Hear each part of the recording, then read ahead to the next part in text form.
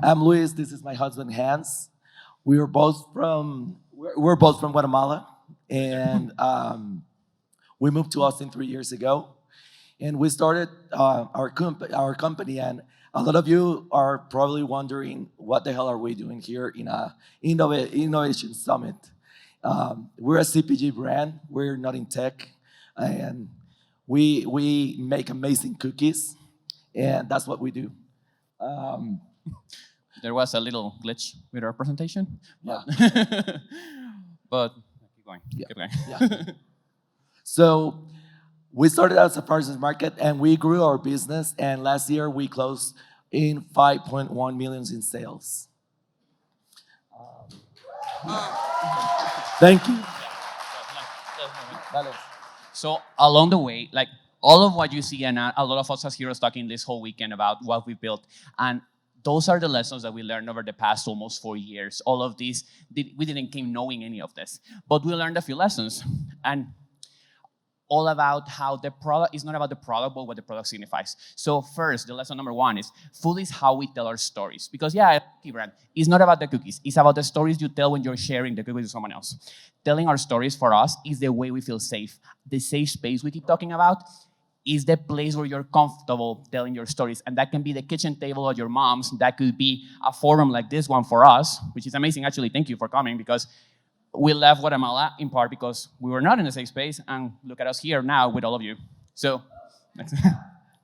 second lesson we learned: brands win when they become symbols and they fully commit to the thing they symbolize. Because frankly, do you think there is need for another brand of cookies in the US?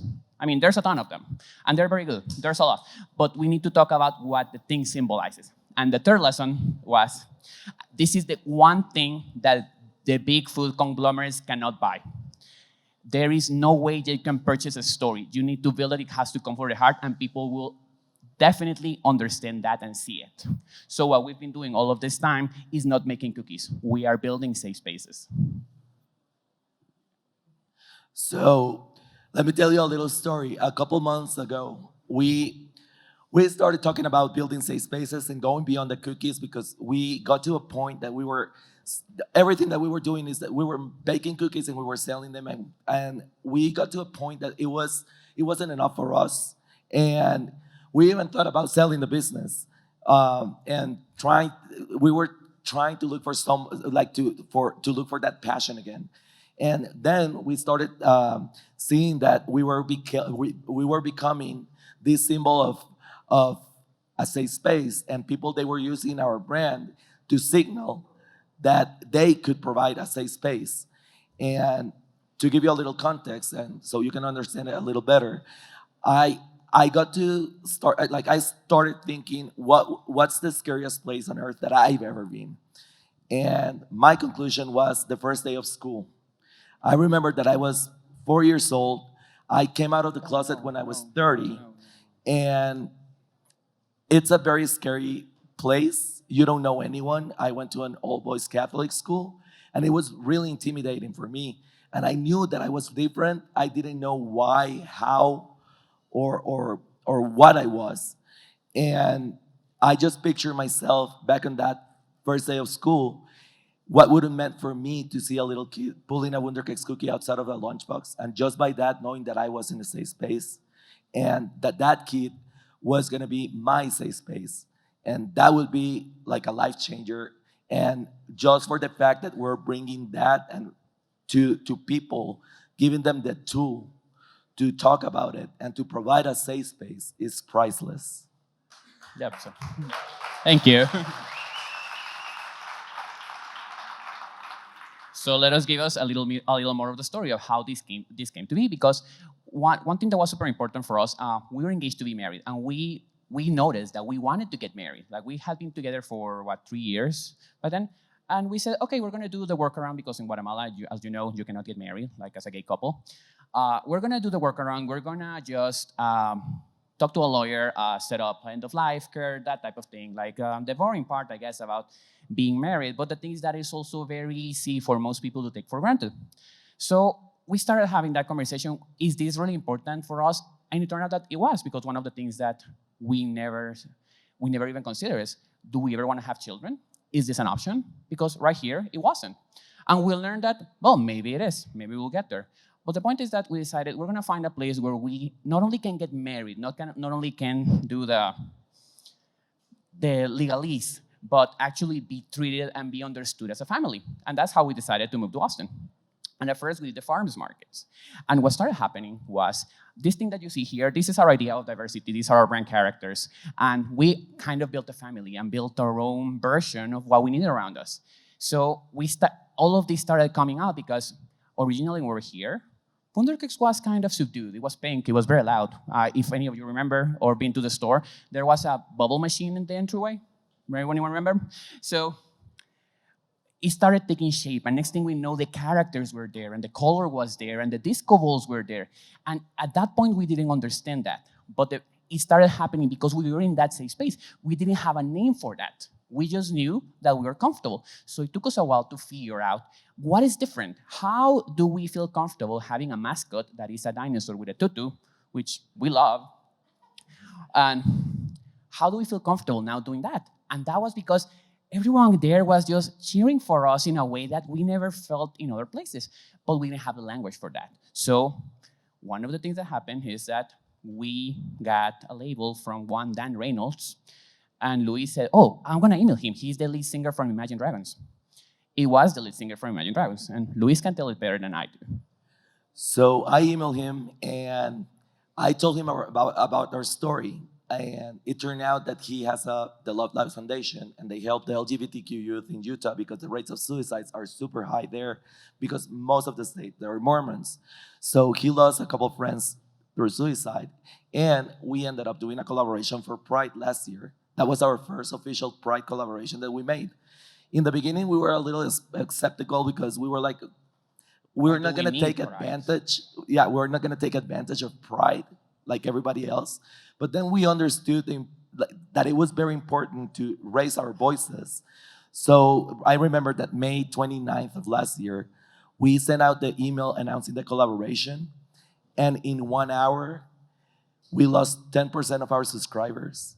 And for the first 2 weeks, every interaction that we received with the customers, it was, if I knew you were gay, I would never buy your cookies. I hope someone comes in the kitchen and kills you.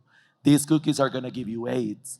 And just an aside on that, this is people who had purchased from us, so we had their name, their phone number, their address, their email address, and their credit card number. They were very comfortable saying all of those things, even in the US. So we realized that we were in a very privileged position just because we were in Austin, not in the US, in Austin. Yeah, so our little bubble popped, and we were very shocked. And we started talking with the people from GLAAD. We talked with Dan Reynolds again, and they were like, okay, let's see, but we didn't see it coming that like that. So let's just wait a couple days. Don't answer anything. Let's just let it breathe. And turned out that for the last 2 weeks, every communication that we received, it was people thanking us that we were raising our voice, and mostly parents saying that they had the idea that their kid might be queer, and they got the cookies, the special edition, just to signal to them that they support them and that whenever they're ready, they can come and talk to them. Thank you.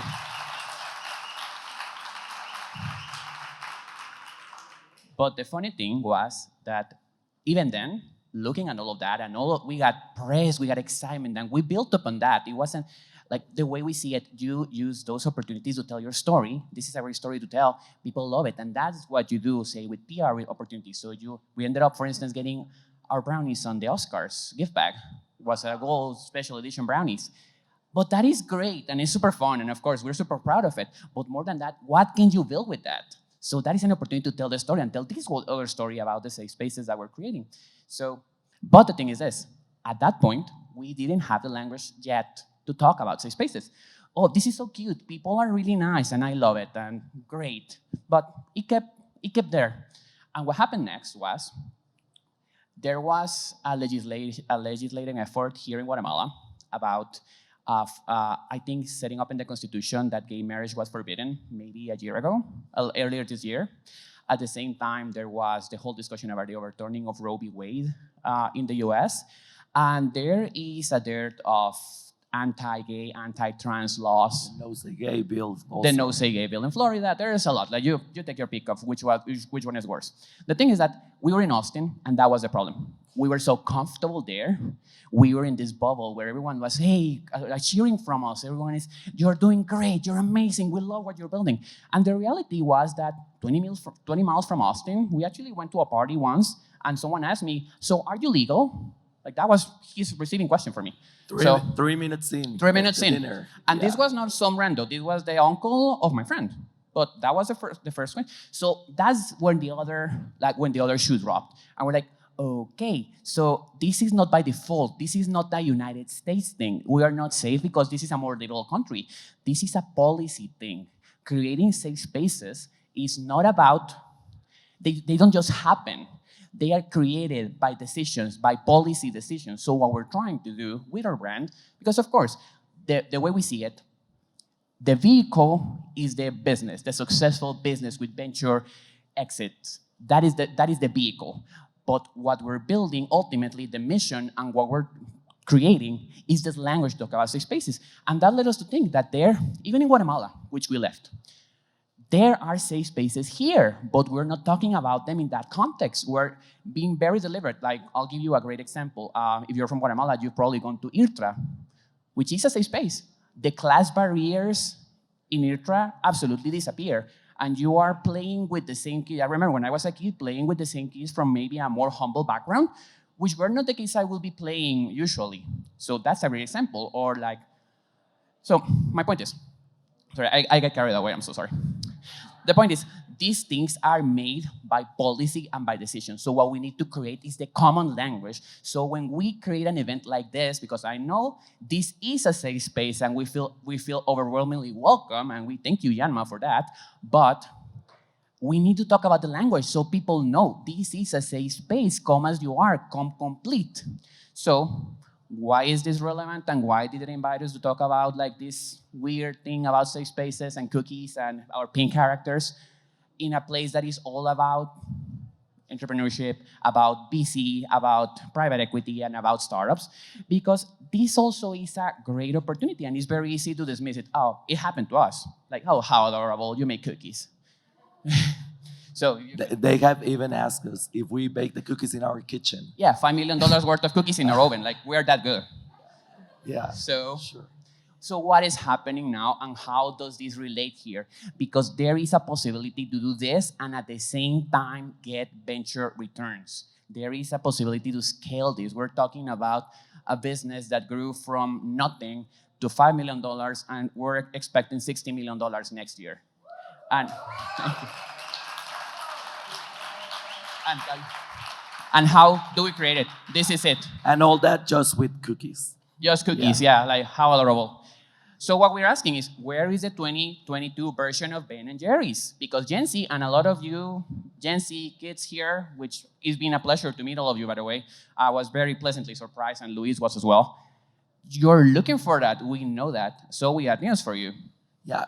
So a couple months ago, we got the opportunity to speak with Jeff Furman. He's one of the minds behind Ben & Jerry's, and he's the president of the Ben & Jerry's Foundation.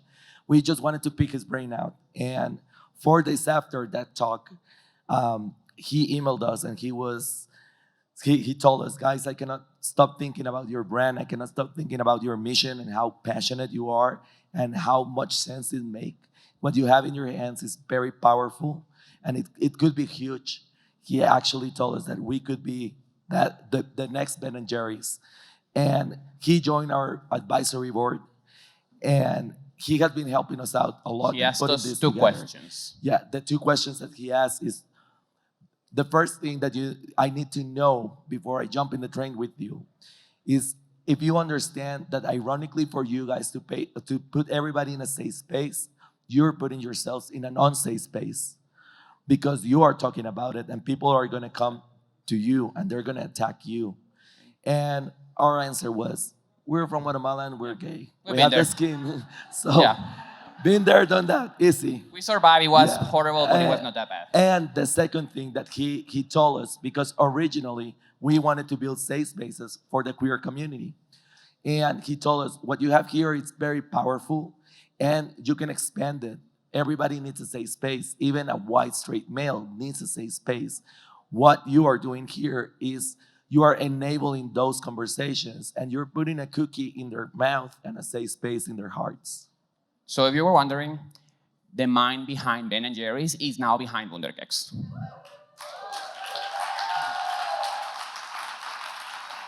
So, and this is not a pitch. This is the cool part. Yeah. This is not a pitch, but if you want to invest, there's a QR code in the cookie that you just got. You can start. The smallest ticket is $150, but we're raising money to go to Costco next year. Costco actually reached out to us, which is a miracle.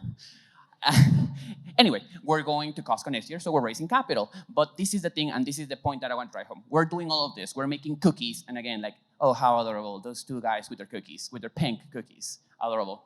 We're making cookies. We are building towards a big exit that exists and that needs to be funded. So we're raising this right now. We're doing equity crowdfunding, Yeah. so you can actually own a little part of Wunderkeks if you invest. Yeah. But if you're wondering what that looks like, what are we talking about? Let me show you what it looks like. So, can you do the last one? Here is what's been happening in the environment. That is, there is venture exits here. Liquid Death just got a $525 million valuation. On $40 million of sales, maybe overvalued, but they do have an exclusivity with Live Nation. So for those who are not familiar, it's water. Liquid Death is water inside a can. It's water. Water in a can. It looks like a kind of beer, so your straight bro friends won't give you any crap about like not drinking beer. That is literally the purpose. That is their brand mission. But $500 million valuation. Date's Bake Shop, which is a more traditional cookie with a very interesting story, similar to ours, a journey of entrepreneurship. $500 million exit 4 years ago. And Cliff Bar, which is basically a candy bar, $2.5 billion exit just last month.